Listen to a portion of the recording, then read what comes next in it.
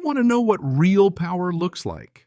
It looks like a smug HOA president standing right on your property, threatening to take away the one place you built with your own two hands, the only piece of peace you have left in this world, just because you had the nerve to control the water level on your own damn lake. 50,000 bucks, they said, or they'd foreclose on everything I owned. Yeah, that happened. Welcome to my personal HOA nightmare. I still remember the way that morning felt chilly air sharp in my lungs. The sun just climbing over the mist that rolled lazy across the lake, my lake. My daughter Maria was out on the dock, all legs and ponytail eyes squinted in the kind of quiet focus only a teenager with a fishing pole can muster. Sometimes just watching her out there was enough to quiet all the noise inside me. I'd built that dock myself, welded every joint, measured every inch, same as the dam that held it all together. The dam wasn't just concrete and steel.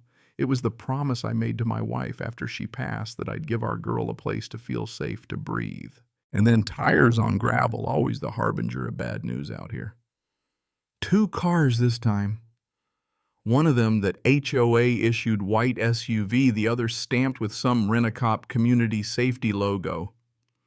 3 people climbed out, Karen Whitman leading the charge, face stuck in a permanent scowl, clipboard clutched like a sword. Louise, her secretary, never far behind, and some muscle in a security polo I'd never laid eyes on. Karen didn't waste time with small talk. "Jack Mercer, you've been given a final warning," she barked, barely looking at me.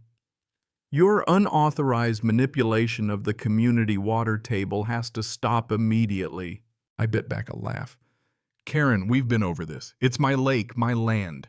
I'm preventing erosion. It's basic engineering," but she cut me off, waving the covenant in my face like holy scripture. She made Louise hand me an envelope that felt heavier than lead, a $50,000 fine due in 30 days for non-compliance and endangering community property. I glanced at Maria. She'd stopped fishing. The fear in her eyes made something old and deep in my chest start to burn. "This is harassment," I told her. "You know it is." She puffed up, quoting bylaws threatening foreclosure. "If you refuse to pay, we'll put a lien on your property. You will lose everything." The threat hung there cold and real. Her security guy tried to puff up, but I just stared him down. Bullies don't know what to do with folks who don't blink. They left me standing there clutching that fat envelope, the dust from their tires still hanging in the air. Maria came up beside me, voice trembling. "Dad, are we going to lose the lake?" That's when I decided. The reasonable neighbor in me was gone. All that was left was a man with nothing left to lose. You don't negotiate with people who want to take everything from you. You outsmart them.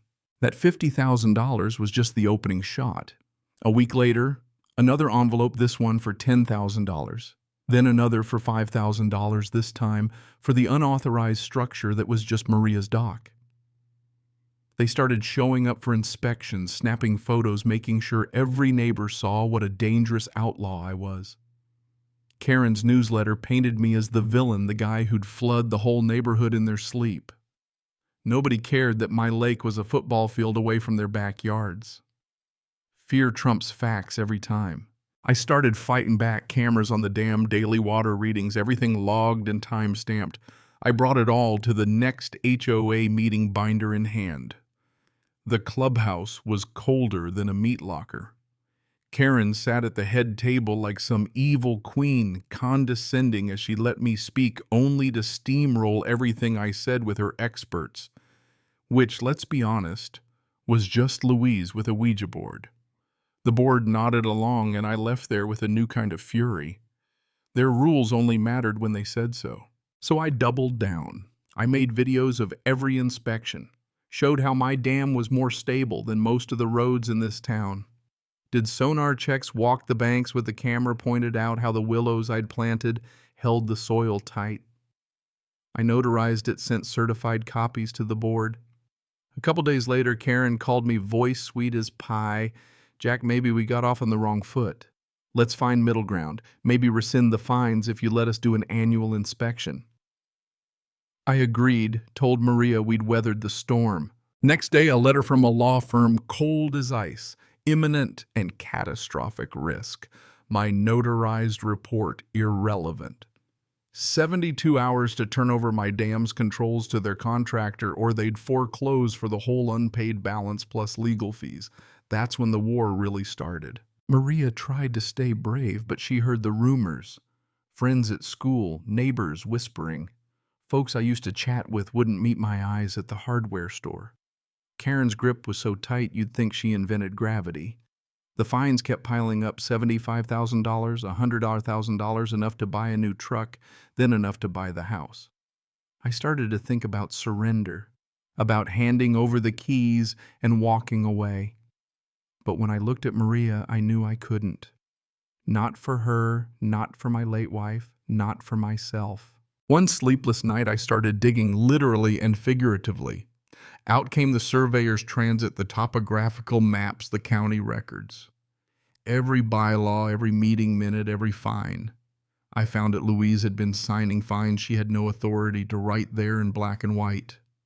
So I wrote a polite letter to the board, just planting that seed. The response was a community meeting where Karen doubled down, painting me as a menace. But a few folks started to doubt just a crack, but a crack nonetheless. And then, just as I was about to give in, I found the ace in the hole. Sorting through the old deed and the original plat map, I saw it, the real legal boundary, not the fake one Karen's lawyers kept waving. The HOA's authority stopped 50 feet short of my dam. They'd redrawn the line on their map to seize what wasn't theirs. All this time they were trespassing, every threat, every fine, every so-called inspection illegal. I called the county, notified the fire department, set up a little test of the dam's outflow, all by the book. At 3:15, I turned the wheel and let the water go roaring down the spillway, flooding the creek right up to the true boundary. Not an inch further. Neighbors came running, fear in their eyes, until they saw the water stopped at the stone wall, right where the law said it should. I handed out copies of the maps, the permit, the county records. Karen showed up shrieking threats, but nobody believed her anymore. That night at the emergency meeting, Bill Thompson, retired firefighter, good man, stood up and spoke truth to power. Jack's demonstration was precise. His dam is safer than most of our homes. And why do your maps and the counties not match, Karen?